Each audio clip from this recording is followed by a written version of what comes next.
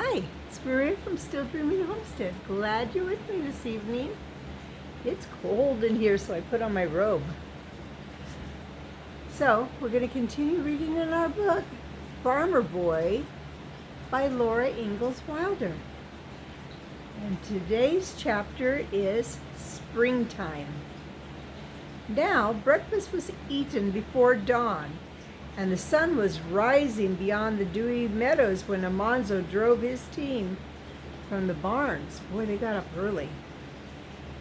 He had to stand on a box to lift the heavy collars onto the horses' shoulders and slip the bridles over their ears, but he knew how to drive.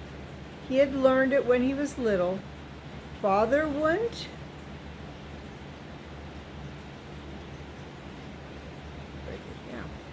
Father wouldn't have let him touch the colts, nor drive the spirited young horses, but now he was old enough to work in the fields. He could drive the old gentle work team, Bess and Beauty. They were so wise and somber, those mares. When they were turned out to pasture, they did not whinny and gallop like the colts. They looked about them, lay down, and rolled once or twice, and then fell to eating grass. When they were harvested, I think it's when they put their harness on, they stepped sedately, one behind the other, over the sill of the barn door, sniffing the spring air, and waited patiently for the traces to be fastened. They were older than Almanzo, and he was going to be 10. They knew how to plow without stepping on the corn or making the furrows crooked. They knew how to harrow and how to turn at the end of the field. Almanzo would have enjoyed driving them more if they hadn't known so much. He hitched them to the harrow. Last fall the fields had been plowed and covered with manure. Now the lumpy soil must be harrowed. Bess and Beauty stepped out willingly, not too fast, yet fast enough to harrow well. They liked to work in the springtime, after the long winter of standing in their stalls. Back and forth across the field they pulled the harrow, while Almanzo walked behind it, holding the reins. At the end of the row, he turned the team around and set the harrow so that its teeth barely overlapped the strip already harrowed. Then he slapped the reins on the horses' rumps and shouted, "Giddy up!" And away they went. All over the countryside, other boys were harrowing too, turning up the moist soil to the sunshine. Far to the north, the St. Louis River was a silver streak at the edge of the sky. The woods were clouds of delicate green. Birds hopped twittering on the stone fences, and squirrels frisked. Almanzo walked whistling behind his team. When he had harrowed the whole field across one way, then he harrowed it across the other way. The harrow's sharp teeth combed again and again through the earth, breaking up the lumps. All the soil must be made mellow and fine and smooth. By and by, Almanzo was too hungry to whistle. He grew hungrier and hungrier. It seemed that noon would never come. He wondered how many miles he'd walked. And still the sun seemed to stand still. The shadows seemed not to change at all. He was starving. At last the sun stood overhead and the shadows were quite gone. Almanzo harrowed another row and another. Then at last he heard the horns blowing far and near. Clear and cheerful came the sound of Mother's big tin dinner horn. Bess and Beauty pricked up their ears and stepped more briskly. At the edge of the field towards the house they stopped. Almanzo unfastened the tracers and looped them up, and leaving the harrow in the field, he climbed onto Betsy's broad back. He rode down to the pump house and let the horses drink. He put them in their stall, took off their bridles, and gave them some grain. A good horseman always takes care of his horses before he eats or rests, but Almanzo did hurry. How good dinner was, and how he and Father heaped the plate again and again, and Mother smiled and gave them each 2 pieces of pie. He felt better when he went back to work. The afternoon seemed much longer than the morning. He was tired when he rode to the barns at sunset to do the chores. At supper, he was drowsy, and as soon as he had eaten, he climbed upstairs and went to bed. It was good to stretch out in the soft bed. Before he could pull up the coverlet, he had fallen asleep. In just a minute, Mother's candlelight shone on the stairs, and she was calling. Another day had begun, so it really wasn't just a minute. It just seemed like it to him. There was no time to lose, no time to waste in rest or play. The life of the earth comes up with a rush in the springtime. All the wild seeds of weed and thistle, the sprouts of vine and bush and trees, are trying to take the fields. Farmers must fight them with their harrow and plow and hoe. They must plant the good seeds quickly. Almanzo was a little soldier in this great battle. From dawn till dark he worked. From dark to dawn he slept. Then he was up again and working. He harrowed the potato field till the soil was smooth and mellow, and every little sprouting weed was killed. Then he helped Royal take the seed potatoes from the bin in the cellar and cut them into pieces, leaving 2 or 3 eyes on each piece. Potatoes have blossoms and seeds, but no one knows what kind of potato will grow from the potato seed. All the potatoes of one kind that have ever been grown came from one plant. One potato. The potato is not a seed, it's a part of the plant's roots. Cut it up and plant it, and it will always make more potatoes just like itself. Every potato has several little dents in it that look like eyes. From these eyes, the little roots grow down into the soil, and the leaves push up towards the sun. They eat up the piece of potato while they are still small, before they are strong enough to take their food from the earth and the air. Father was marking the field. The marker was a log with a row of wood pegs driven down into it, and 3.5 feet apart.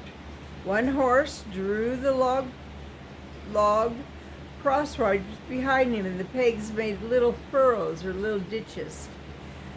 Father marked the field lengthwise and crosswise, so the furrows made little squares.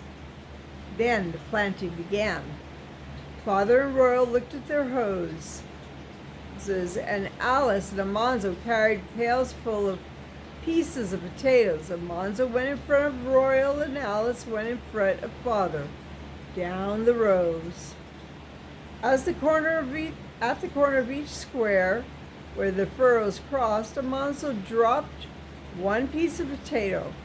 He must drop it exactly in the corners so that the rows would be straight and could be plowed. Royal covered it with dirt and pounded it firm with the hoe. Behind Alice, Father covered the pieces of the potato that were dropped. Planting potatoes was fun. The good smell came from the fresh earth and from the clover fields. Alice was pretty and gay with the breeze blowing her curls and setting up her upsetting her hoop skirts, swaying. Father was jolly. They all talked while they worked. Almanzo and Alice tried to drop the potatoes fast, so fast that they'd have a minute at the end of each row to look for birds' nests or chase a lizard into a stone fence. But Father and Royal were never far behind. Father said, "Hustle along there, son, hustle along." So they hustled, and when they were enough ahead, Almanzo plucked a grass stem and made it whistle with his thumbs. Alice tried, but she could not do it. She could pucker and whistle. Royal teased her. Whistling girls and crowing hens always come to bad ends. Back and forth across the field they went, all morning, all afternoon, for 3 days. Then the potatoes were planted. Then Father sowed the grain. He sowed a field of wheat for white bread, a field of rye for rye and Indian bread, and a field of oats mixed with Canadian peas to feed the horses and cows next winter. While Father sowed the grain, Almanzo followed him over the fields with Bess and Beauty, harrowing the seeds into the earth. Almanzo could not sow grain yet. He must be patient a long time before he could spread the seeds evenly. That's hard to do. The first sack of grain hung from a strap over Father's shoulder. As he walked, he took handfuls from the grain sack. With the sweep of his arm and the bend of his wrist, he let the little grains fly from his fingers. The sweep of his arm kept time with the steps, and when Father finished sowing a field, every inch of ground in it evenly scattered seeds. Now how too many never would have too many or not enough. And this is what he looked like when he was working out, sowing the seeds.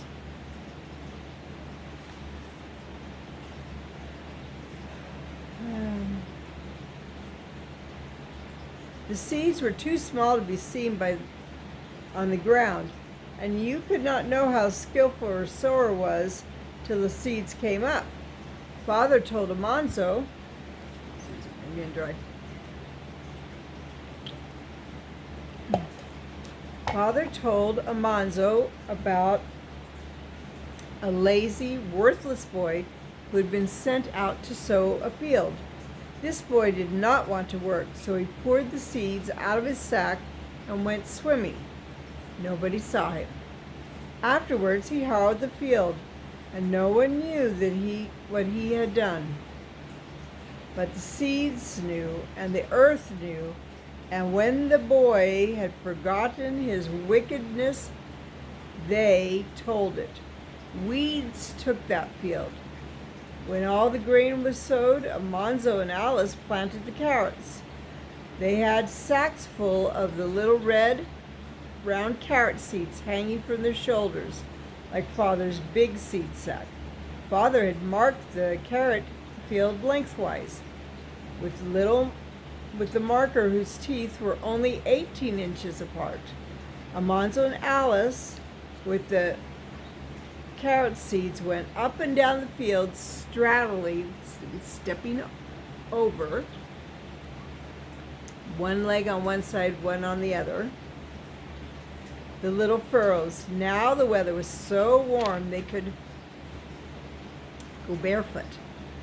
Their bare feet felt good in the air and the soft dirt. They dribbled the carrot seeds into the furrows. With their feet, they pushed the dirt over the seeds and pressed it down. Almanzo could see his feet, but of course Alice's were hidden under her skirts. Her hoops rounded out, and she had to pull them back to stoop to drop the seeds neatly in the furrow. Almanzo asked her if she didn't want to be a boy. She said yes, she did. Then she said no, she didn't. Boys aren't pretty like girls, and they can't wear ribbons. I don't care how pretty I be, Almanzo said, and I wouldn't wear ribbons anyhow. Well, I'd like to make butter, and I like to patch quilts, and cook and sew and spin. Boys can't do that. Now, of course, really, boys could do all that. But back then, there were jobs for men and jobs for women. I can drop potatoes and sow seeds and drive horses as well as you can, she said. You can't whistle on a grass stem, Almanzo said.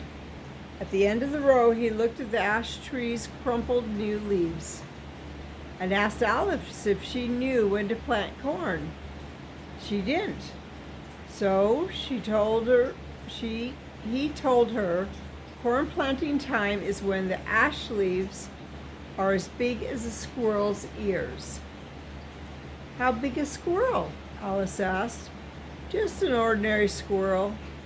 Well, those leaves are as big as the baby squirrel's ears. And it isn't corn planting time yet. For a minute, Almanzo didn't know what to think. Then he said, a baby squirrel isn't a squirrel, it's a kitten. But it's just as much a squirrel. No, it isn't. It's a kitten. Little cats are kittens, and foxes are kittens, and little squirrels are kittens. A kitten isn't a cat, and a kitten isn't a squirrel either. Oh, Alice said. When the ash leaves were big enough, Almanzo helped to plant corn. The field had been marked with the potato marker, and Father and Royal and Almanzo planted it together. They wore bags of seed corn tied around their waists like aprons, and they carried hoes. At the corner of each square, where the furrows crossed, they stirred up the soil with the hoe and made a shallow hollow in it, dropped 2 grains of corn into the hollow and covered them with dirt and patted the dirt firm. Father and Royal worked fast.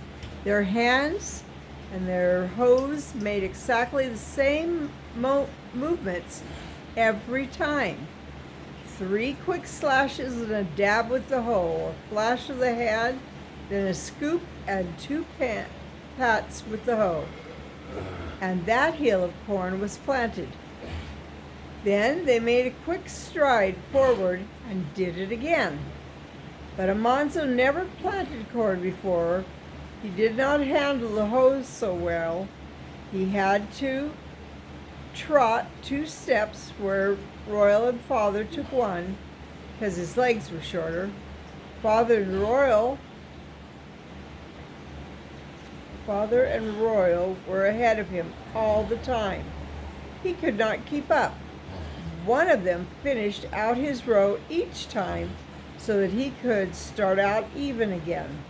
But he knew how he would plant corn as fast as anybody one day when his legs were longer. And that's the end of that story. They've got lots of work to do in springtime. And that's true. There's a lot of work to do on farms and homesteads in the springtime. Well, it's Maria from Still Dreaming Homestead. I love you, I really do. And I want to pray blessings on you and yours in your house and out of your house, in the day and the night. And whatever you do, keep dreaming. Keep a story in your heart. Good night.